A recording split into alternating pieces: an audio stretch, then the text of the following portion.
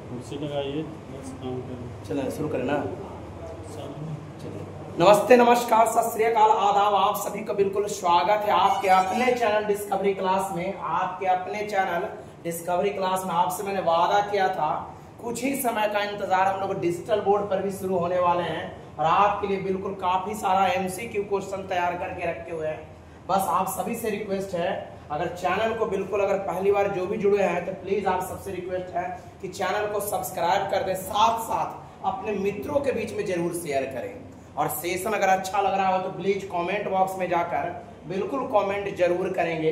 तो आज का क्वेश्चन हम लोग लेके चलते हैं। पहला क्वेश्चन है आप लोग के लिए पॉलिटी से लेकर आए हैं कि लोकसभा के सदस्यों का कार्यकाल कितने वर्ष का होता है। लोकसभा की बात करते हैं तो लोकसभा के सदस्यों का कार्यकाल कितने वर्ष का होता है, आप सभी को बिल्कुल पता है। और साथ साथ आंसर भी बिल्कुल कमेंट बॉक्स में जरूर करते रहें। आंसर की बात करते हैं तो क्या हो जाएगा, मेरा बी हो जाएगा।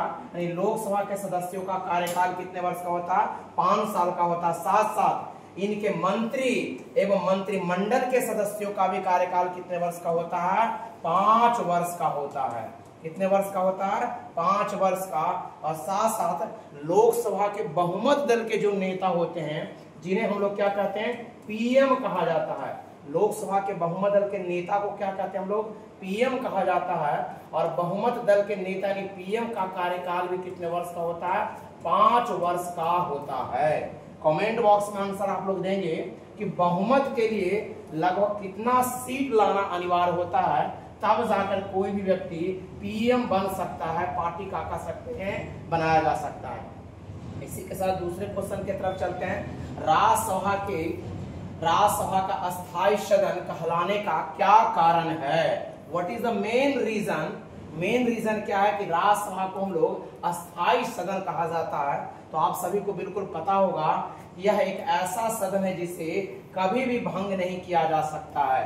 आंसर मेरा क्या हो जाएगा, बिल्कुल ए मेरा आंसर हो जाएगा। आंसर क्या हो जाएगा, बिल्कुल ए हो जाएगा। यह एक ऐसा सदन है जो कभी भी भंग नहीं होता है। जब से सदन बना है तब से लेके अब तक यह कभी भी भंग नहीं होता है। इसे एक और सदन के नाम से जानते हैं, इसे अपर हाउस के नाम से भी जाना जाता है। कौन सा हाउस के नाम से जानते हैं हम लोग, इसको अपर हाउस के नाम से जानते हैं। और साथ साथ इसे अस्थायी सदन भी कहा जाता है। नेक्स्ट क्वेश्चन की तरफ चलते हैं। नेक्स्ट क्वेश्चन की तरफ चलते हैं। भारतीय संसद के दोनों सदनों की संयुक्त बैठक कौन बुलाता है। बहुत ही इंपॉर्टेंट क्वेश्चन, बहुत बार एग्जाम में यह क्वेश्चन आया हुआ है कि भारतीय संसद के दोनों सदनों की संयुक्त बैठक कौन बुलाता है। तो संयुक्त बैठक की बात करते हैं तो बुलाता कौन है, राष्ट्रपति बुलाता है। बुलाता कौन है, राष्ट्रपति। अनुच्छेद कितना का प्रयोग करता है, अनुच्छेद 108 के तहत संयुक्त अधिवेशन को बुलाया जाता है। और अभी तक सबसे इंपॉर्टेंट क्वेश्चन बहुत बार एग्जाम में आया है, अभी तक है 3 बार संयुक्त अधिवेशन को बुलाया गया है। कितनी बार बुलाया गया है, 3 बार संयुक्त अधिवेशन को बुलाई गई है। और इसकी अध्यक्षता कौन करता है, कमेंट बॉक्स में जाकर आप सभी लोग बिल्कुल टाइप करेंगे, बिल्कुल कल इसका आंसर बताया जाएगा। तो संसद की दोनों सदनों की संयुक्त बैठक को बुलाता कौन है, राष्ट्रपति बुलाता। कमेंट बॉक्स में आप लोग देंगे कि इसकी अध्यक्षता कौन करता है, बिल्कुल इसका आंसर आप लोग देंगे। चलेंगे, बिल्कुल आसान सा क्वेश्चन है, उम्मीद करते हैं आप सभी को बिल्कुल इसका आंसर बिल्कुल पता होगा। राज्यसभा के सभापति कौन होते हैं। आंसर आप सभी लोग बिल्कुल बताएंगे, राज्यसभा के सभापति कौन होते हैं। आंसर बताएंगे तो आप लोग का आंसर बिल्कुल पता होगा कि राज्यसभा के सभापति जो होते हैं वो कौन होते हैं, भारत के उपराष्ट्रपति होते हैं। राज्यसभा के सभापति कौन होते हैं, भारत के उपराष्ट्रपति होते हैं। उम्मीद करते होंगे इसका आंसर आप सभी को बिल्कुल पता हो गया होगा। और साथ साथ ये भी बताइए कि राज्यसभा का यह सदस्य न होते हुए भी यह राज्यसभा का कह सकते हैं क्या करता है, सदन की कार्यवाही करने का पूरा जिम्मेदारी किसके पास होता है, उपराष्ट्रपति के पास होता है। और ध्यान दीजिएगा, उपराष्ट्रपति का कार्यकाल जो होता है वो बिल्कुल 5 वर्ष का होता है। क्या होता है, 5 वर्ष का होता है। और राज्यसभा अपने सदस्यों में से एक उपाध्यक्ष चुनता है, उपसभापति चुनता है। और उपसभापति का जो कार्यकाल होता है वो बिल्कुल 6 वर्ष का होता है। चलेंगे। और अभी तक जो भी बच्चे चैनल को सब्सक्राइब नहीं किए, प्लीज आप सभी से रिक्वेस्ट है, एकमात्र चैनल आपका डिस्कवरी क्लास जो आपको सफलता सुनिश्चित कराने के लिए बिल्कुल तत्पर है, तैयार है, बिल्कुल कर सकते हैं। समान ज्ञान के इस महासागर में आप सभी छात्रों का बिल्कुल स्वागत करते हैं, अभिनंदन करते हैं। मैं अमन वर्मा। चलेंगे 5वां क्वेश्चन की तरफ चलते हैं। लोकसभा का अध्यक्ष, जिसे अंग्रेजी में हम लोग स्पीकर कहते हैं, को कौन हटाता है? यानी लोकसभा अध्यक्ष को उनके पद से कह सकते हैं कौन हटाता है।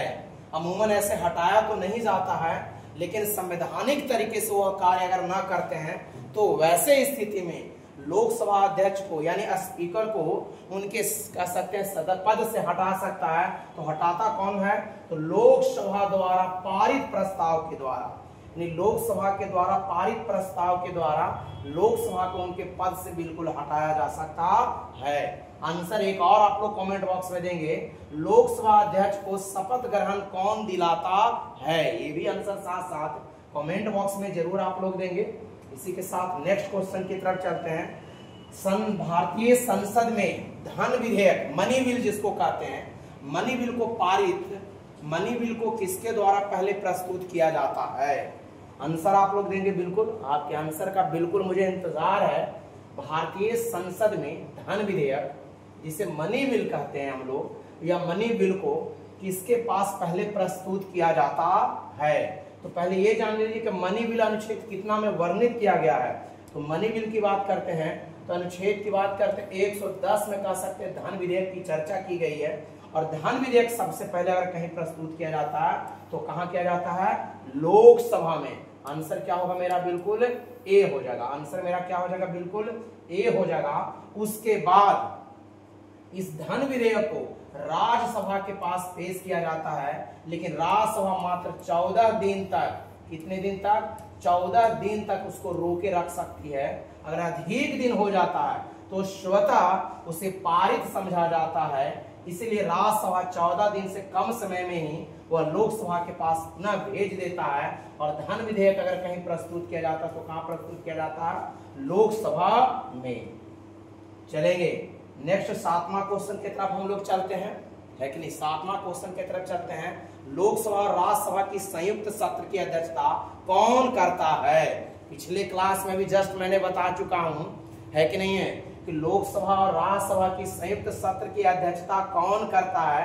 उम्मीद करते होंगे बिल्कुल आप लोग आंसर कमेंट बॉक्स में जरूर दे दिए होंगे। बुलाता कौन है? राष्ट्रपति। और अध्यक्षता कौन करता है? तो आप सभी को पता होगा बिल्कुल, लोकसभा अध्यक्ष। यानी लोकसभा और राज्यसभा की संयुक्त अधिवेशन, कोई भी विधेयक पर अगर विवाद उत्पन्न हो जाता है जिसका सॉल्यूशन सही तरीके से ना होता है, और आपको भी पता होगा कि जब कोई विवाद उत्पन्न होता है तो दोनों पार्टियों को एक जगह इकट्ठा कर दिया जाता है। इसलिए राज्यसभा और लोकसभा को दोनों को एक जगह इकट्ठा करके और उसकी अध्यक्षता कौन करते हैं? लोकसभा अध्यक्ष। यानी संयुक्त अधिवेशन बुलाने का काम कौन करता है? राष्ट्रपति। और जिसकी अध्यक्षता कौन करता है? लोकसभा अध्यक्ष के द्वारा किया जाता है। चलेंगे, बिल्कुल आसान सा क्वेश्चन है आप लोगों के लिए, और आंसर आप लोग सभी लोग बिल्कुल कमेंट बॉक्स में जरूर देंगे। राज्यसभा में अधिकतम कितने सदस्य हो सकते हैं? फिर से एक बार क्वेश्चन को मैं रिपीट कर रहा हूं, राज्यसभा में अधिकतम कितने सदस्य हो सकते हैं? आंसर बताना आप सभी को। तो आंसर आप सभी को पता होगा, राज्यसभा में अधिकतम सदस्यों की संख्या जो हो सकती है वो कितना होगा? 250। राज्य एवं केंद्र शासित प्रदेश से अगर बात करते हैं, राज्य एवं केंद्र शासित प्रदेश से बात करते हैं, राज्य प्लस केंद्र शासित प्रदेश से अगर बात करते हैं, जिसको हम लोग अंग्रेजी में कहते हैं यूटी कहा जाता है, यूनियन टेरिटोरियल कहा जाता है, इनकी सदस्यों की संख्या 238। और आप सभी को बिल्कुल पता होगा कि राष्ट्रपति राज्यसभा में 12 व्यक्ति को क्या करते हैं? मनोनीत करते हैं। तो टोटल राज्यसभा की सीटों की संख्या कितनी हो गई? 250 सीटों की संख्या हो गई है। यानी राज्य एवं केंद्र शासित प्रदेश मिलाकर 238 अधिकतम सीटों की संख्या, निर्वाचित की मैं बात नहीं कर रहा हूं, अधिकतम सीटों की संख्या 238 एवं राष्ट्रपति 12 व्यक्ति को क्या करते हैं? मनोनीत करते हैं। टोटल राज्यसभा की सीटों की संख्या कितनी हो जाएगी? 250 हो जाएगी। चलेंगे, इसी के साथ नेक्स्ट क्वेश्चन की तरफ चलते हैं हम लोग। और आप सबसे फिर से मेरी रिक्वेस्ट है, अभी तक जो भी बच्चा चैनल को सब्सक्राइब नहीं किया, प्लीज इस चैनल को सब्सक्राइब करके हमें मोटिवेट करने के लिए चैनल को जरूर सब्सक्राइब करें। और चैनल को ऊपर उठाने में आप सभी बच्चों का ही महत्वपूर्ण योगदान है। तो प्लीज आप सभी से बिल्कुल रिक्वेस्ट है कि चैनल को बिल्कुल सब्सक्राइब करें, साथ साथ शेयर करें। चलेंगे नेक्स्ट क्वेश्चन 9 की तरफ चलते हैं। लोकसभा के वर्तमान में अधिकतम कितने सदस्य हो सकते हैं? वर्तमान की बात कर रहे हैं तो अधिकतम कितने सदस्य संख्या हो सकते हैं? बिल्कुल अब आंसर आप सबको बिल्कुल दिख रहा होगा। लोकसभा के वर्तमान में अधिकतम कितने सदस्य संख्या हो सकते हैं? तो आंसर क्या हो जाएगा मेरा? बिल्कुल डी हो जाएगा। 550 सदस्य संख्या हो सकते हैं। कितना जी? 550 सदस्य संख्या हो सकते हैं। पहले लोकसभा की सदस्यों की संख्या कितनी थी? 552। लेकिन दो एंग्लो इंडियन को कह सकते हैं 104वां संविधान संशोधन 2019 के तहत दो एंग्लो इंडियन को बिल्कुल क्या कर दिया गया है? भारत के संविधान से बिल्कुल समाप्त कर दिया गया। इसीलिए वर्तमान समय में लोकसभा के अधिकतम सीटों की संख्या जो है वो कितना हो गई है? हो गई है 550 लोकसभा की सीटों की संख्या हो गई। थोड़ा सा जानते हैं इसके विस्तृत इसके बारे में। तो चलेंगे राज्यों से अगर बात करते हैं, राज्यों से अगर बात करते हैं तो राज्यों से लोकसभा के अधिकतम सीटों की संख्या जो है कितनी है? 530। राज्यों से लोकसभा की सीटों की संख्या कितनी है? 530। यूनियन टेरिटोरियल की बात करते हैं, यूटी की बात करते हैं तो लोकसभा की सीटों की संख्या है 20। लेकिन निर्वाचन जो होते मात्र 13 वो सीटों पर होता है। निर्वाचन कितने होते हैं? 13। और पहले दो एंग्लो इंडियन मनोनीत होते थे तब हो जाते थे 552। यानी लोकसभा के अधिकतम सीटों की संख्या कितनी हो गई? 550। लोकसभा के अधिकतम सीटों की संख्या कितनी हो गई? 550 लोकसभा के अधिकतम की सीटों की संख्या। और सबसे अधिक लोकसभा सीटों वाला अगर राज्य कोई है तो आप लोग कमेंट बॉक्स में जरूर बताएंगे। उसका आंसर क्या हो जाएगा? उत्तर प्रदेश है। इसकी संख्या की सीट संख्या कितनी है? 80 है। साथ साथ कमेंट बॉक्स में जरूर आप लोग बताएंगे। इसी के साथ नेक्स्ट क्वेश्चन की तरफ चलते हैं। राज्यसभा के सदस्यों का कार्यकाल कितने वर्ष का होता है? बिल्कुल आसान सा क्वेश्चन है, आप लोग को बिल्कुल पता चल रहा होगा। बिल्कुल आसान सा क्वेश्चन जिसको हम लोग सरल भाषा में बोलते हैं लॉलीपॉप क्वेश्चन जिसको कहा जाता है। तो राज्यसभा के सदस्यों का कार्यकाल कितने वर्ष का होता है? तो सदस्यों का कार्यकाल जो होता है बिल्कुल 6 वर्ष का। राज्यसभा के सदस्यों का कार्यकाल कितने वर्ष का? बिल्कुल 6 वर्ष का होता है। लेकिन क्वेश्चन यह रहे कि राज्यसभा का कार्यकाल कितने वर्ष का होता है? तो आंसर क्या निकल कर आएगा कि राज्यसभा का कार्यकाल नहीं होता है, यह कभी भी भंग नहीं होता है। पहला क्वेश्चन में ही आप सबको मैंने बता दिया है। तो आंसर क्या हो जाएगा मेरा इसका? बिल्कुल सी हो जाएगा। चलेंगे नेक्स्ट क्वेश्चन की तरफ चलते हैं। जैन धर्म के प्रवर्तक कौन माने जाते हैं? चलेंगे क्वेश्चन की तरफ ध्यान देंगे। जैन धर्म के प्रवर्तक किन्हें माने जाते हैं? हु इज द है कि नहीं consider of the founder of Jain, है ना? यानी जैन धर्म के फाउंडर कौन है? ध्यान दीजिएगा, इंग्लिश में क्वेश्चन को पढ़ना भी महत्वपूर्ण है। ऐसे आपको लग रहा हो कि ऋषभदेव होगा कि महावीर होगा, लेकिन फाउंडर से बिल्कुल क्लियर हो चुका होगा और आंसर आप सबको बिल्कुल पता हो गया हो कि इसका आंसर क्या दिया जा सकता। बिल्कुल आसान सा क्वेश्चन है। जैन धर्म के पहले तीर्थंकर जिसे कहा जाता है, जिन्हें हम लोग ऋषभदेव कहते हैं, आंसर हमारा क्या हो जाएगा? बिल्कुल ए हो जाएगा। आंसर मेरा क्या हो जाएगा? बिल्कुल ए हो जाएगा।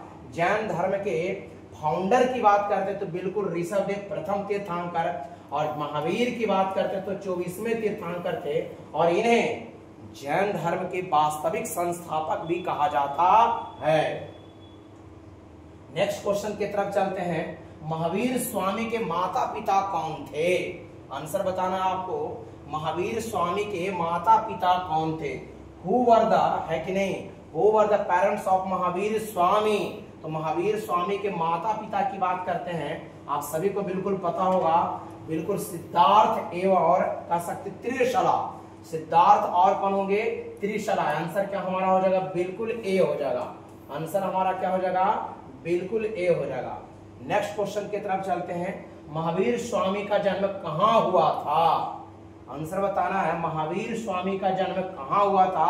आप सभी को बिल्कुल पता होगा, कहाँ में? कि कुंडल ग्राम में। कहाँ में? कुंडल ग्राम में। और कुंडल ग्राम पड़ता कहाँ में है?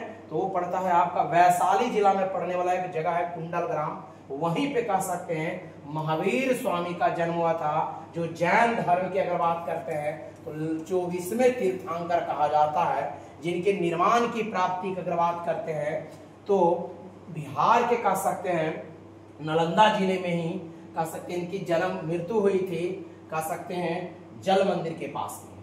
चलेंगे नेक्स्ट क्वेश्चन की बात करते हैं। तो जैन धर्म के अंतिम तीर्थंकर कौन हुए थे? तो जैन धर्म के अंतिम तीर्थंकर की बात करते हैं तो आप सभी को बिल्कुल जानकारी में होगा कि जैन धर्म के 24वें तीर्थंकर को यहाँ अंतिम तीर्थंकर कहा जाता है और नाम क्या हो जाएगा? बिल्कुल महावीर स्वामी हो जाएगा। चलेंगे इसी के साथ एक और क्वेश्चन बिल्कुल आसान जैन धर्म से ही है और बहुत बार एग्जाम ये क्वेश्चन बिल्कुल पूछा हुआ क्वेश्चन है कि महावीर स्वामी ने किस भाषा में उपदेश देते थे? महावीर स्वामी किस भाषा में उपदेश दिया करते थे? तो उपदेश की बात करते तो क्या हो जाएगा? बिल्कुल मेरा आंसर क्या हो जाएगा? प्राकृत भाषा में, जिसे एक और नाम से जाना जाता है, जिसे हम लोग कहते थे अर्धमगही। क्या कहते थे हम लोग इसको? अर्धमगही के नाम से जानते थे। और पाली की बात करते हैं तो पाली में कह सकते प्रचार प्रसार की जो भाषा थी वो महात्मा बुद्ध की प्रचार प्रसार की भाषा थी। लेकिन महावीर स्वामी की बात करते हैं तो प्राकृत, जिसे हम लोग एक और नाम से भी जानते हैं, अर्धमगही भाषा के नाम से जाना जाता है।